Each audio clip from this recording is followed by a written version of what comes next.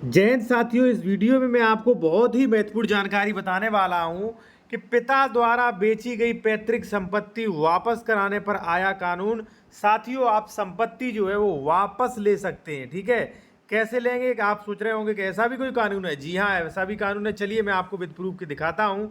कानून दिखाने से पहले मैं आपसे कहूँगा साथियों कि यदि आप कोई भी सलाह लेना चाह रहे हैं या कोई भी प्रॉपर्टी संबंधी डॉक्यूमेंट्स दिखाना चाह रहे हैं या कोई भी सलाह लेना चाह रहे हैं कानूनी, तो आप ले सकते हैं। साथियों, कॉन्टैक्ट नंबर वीडियो की डिस्क्रिप्शन में दिया गया है। फीस जमा करके सलाह ले सकते हैं। साथियों, ये आ गया कानून कि यदि आपके पिताजी आपकी पैतृक संपत्ति को बेच देते हैं तो आप उसे कैंसिल करवा सकते हैं, यानी कि रजिस्ट्री कैंसिल, तो वो संपत्ति वापस मिल जाएगी। कहाँ लिखा है? तो ये लिखा है इसका। ठीक है, देखिए एक चीज़ और, ये जो है लिमिटेशन एक्ट है, आप जो है ऐसे पीडीएफ के रूप में भी मुझसे ले सकते हैं। कॉन्टैक्ट नंबर हमारा वीडियो डिस्क्रिप्शन में दिया गया है। ठीक है, क्या कह रहा है?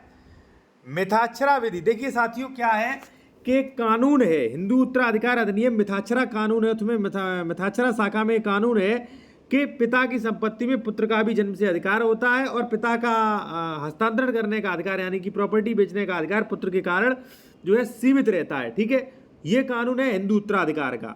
ठीक है, और उसके बाद भी ये कानून जो लिमिटेशन एक्ट है, जो परसीमा काल, उसमें भी दिया गया है। 109 कह रहा है कि मिथाक्षरा विधि से शासित हिंदू द्वारा उस अन्य संक्रमण को जो उसके पिता ने पैतृक संपत्ति का किया गया है आपास्त करने के लिए। सीधा मतलब ये है कि मिथाक्षरा विधि से शासित, देखिए लगभग 90% भारत में मिथाक्षरा वो शाखा लागू होती है। ठीक है, 99%।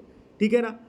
अब ऐसी कंडीशन में मिथाक्षरा ये कहती है कि पिता की संपत्ति में पुत्र का अधिकार होता है, पैतृक संपत्ति में पुत्र का अधिकार होता है।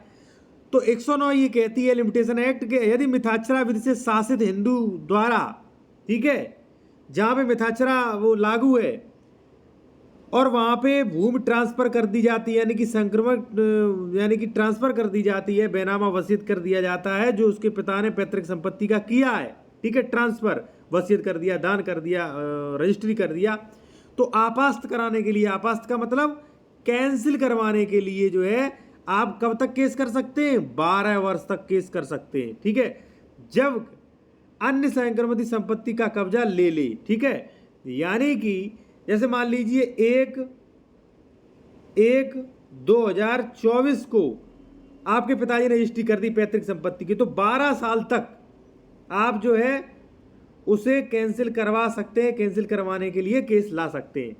साथियों, यदि आपको ये सभी कानून चाहिए रजिस्ट्री रुकवाने के लिए, पैतृक, आपके पिताजी जमीन बेच रहे हैं, भाई जमीन बेच रहा है, माताजी जमीन बेच रही है, पैतृक जमीन बेच रही है, रुकवाने के लिए कानून चाहिए पीडीएफ में, तो आप मुझसे संपर्क कर सकते हैं। कॉन्टैक्ट नंबर वीडियो की डिस्क्रिप्शन में दिया गया है। आप फीस पे करके सलाह ले सकते हैं या कोई भी कानून की पीडीएफ के रूप में भी प्राप्त कर सकते हैं। साथियों, धन्यवाद।